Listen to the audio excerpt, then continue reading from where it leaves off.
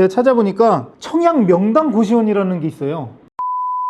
함께 성장을 꿈꾸는 해나경입니다. 정말 알짜배기 정보로 요즘 많은 사랑을 받고 있는 박진혁 법무사님과 함께하는 시간인데요. 오늘도 궁금한 거 저 한 보따리 가지고 왔거든요. 아이고, 다 풀어주실 거죠? 네, 풀어드려야죠. 네, 고맙습니다. 어떻게 잘 지내셨죠? 네, 뭐 열심히 잘 지내고 있습니다. 아유, 네. 바쁜 와중에 이렇게 진짜 일부러 저희 홍대 파티룸까지 강남에서 일부러 이렇게 와서 좋은 정보 주고 계시는데, 오늘 궁금한 건 뭐냐면 저희 그 원장님 방에 뉴스 기사 하나가 떴어요. 네네. 공공임대주택 입주하려 고시원 위장 전입한 사례가 이슈가 좀 됐었는데요. 그러니까 그 공공주택 들어가려고 맞아요. 공공임대주택. 고시원을 악의적으로 지금 써먹은 거죠? 네, 그렇죠. 네. 근데 네. 저희 원장님들이 이게 나는 몰랐는데 모르고 전입신고 해준 그렇죠. 건데, 네, 그럴 수 있죠. 이런 상황에서는 고시원 원장도 같이 처벌을 혹시 받는 거냐? 받는 거냐? 이런 걱정이 되실 수 궁금증이 있어요. 있었어요. 네.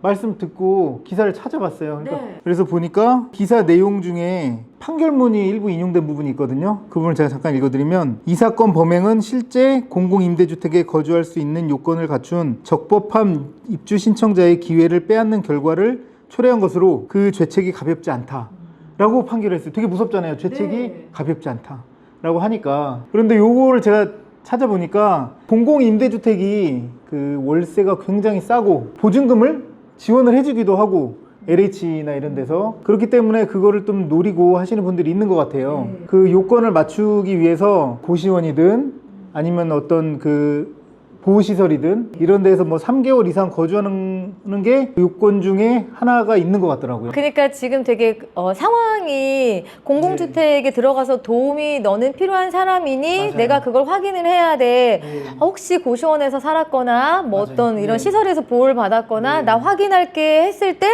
그 전입신고, 고시원에서 전입신고한 그 서류가 필요한 건데. 형편이 좀 어려운 분들을 지원해주기 위한 정책이잖아요.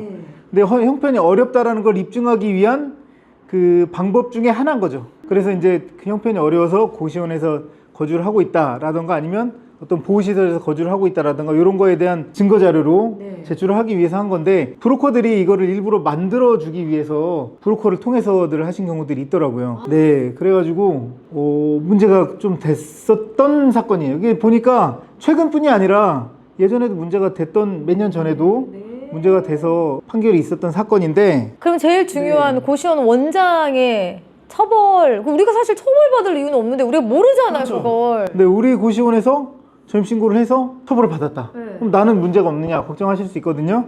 제가 그래서 그 관련 법규를 가지고 왔어요.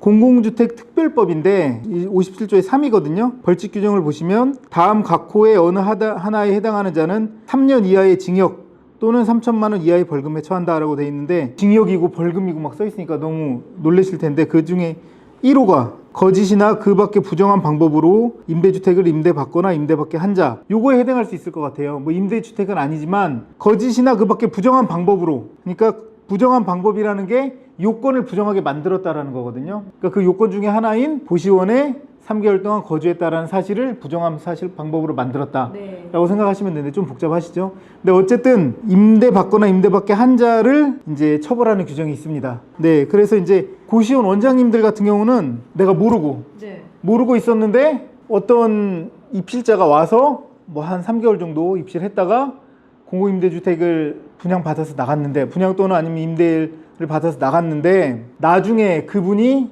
이런 공공주택 특별법에 걸려서 처벌을 받았다라고 했을 때 내가 몰랐다면은 아무 상관없으세요. 그런데 이제 이런 경우가 있더라고요. 고시원 원장님이 먼저 나서서 하시는 경우가 있어요.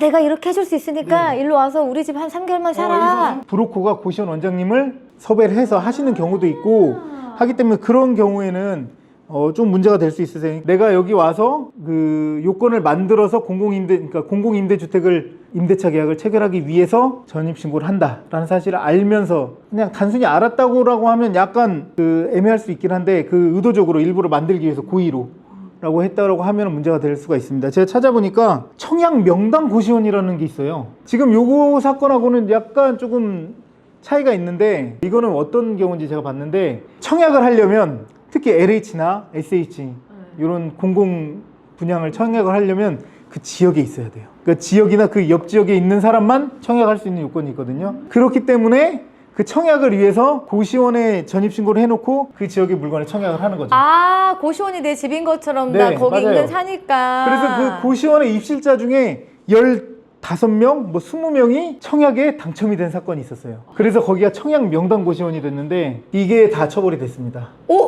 잠깐만. 근데 그 원장님. 네, 요거는 원장님이 브로커랑 같이 해가지고 청약자들을 대거 여기다 전입신고 한 다음에 청약을 넣으면 된다라고 해서 했는데 실제로 10몇 건이 돼버리니까 청약 명당 고시원이 돼서 사람들이 많이 왔어요. 와, 이 얘기 너무 재밌다. 재밌죠? 네. 근데 저 같아도 청약이 당첨된다고? 그러면은 그 고시원에 들어가야겠다라는 생각이 들 수 있잖아요. 근데 이게 위법입니다. 그래가지고 위장 전입을 한 거기 때문에 실제로 그 고시원에서 거주도 하지도 않았어요. 거주도 하지도 않고 입실계약서만 쓰고 전입신고만 할 수 있게 해주고 청약만 넣은 거예요. 그렇기 때문에 위장 전입을 고시원 원장님과 공모해서, 말 그대로 공모죠. 공모해서 위장 전입을 한 거기 때문에 지금 같은 경우는 아까 말씀드린 규정 중에 임대는 아니지만 임대 받게 한 자, 요 밑에 이제 청약을 받게 한 자라는 규정이 또 있겠죠. 이런 부분에 해당되어서 요거에는 이런 경우에는 처벌이 될 수가 있어요. 그래서 3년 이상 징역이나 3천만 원 이하의 벌금에 처해질 수 있는데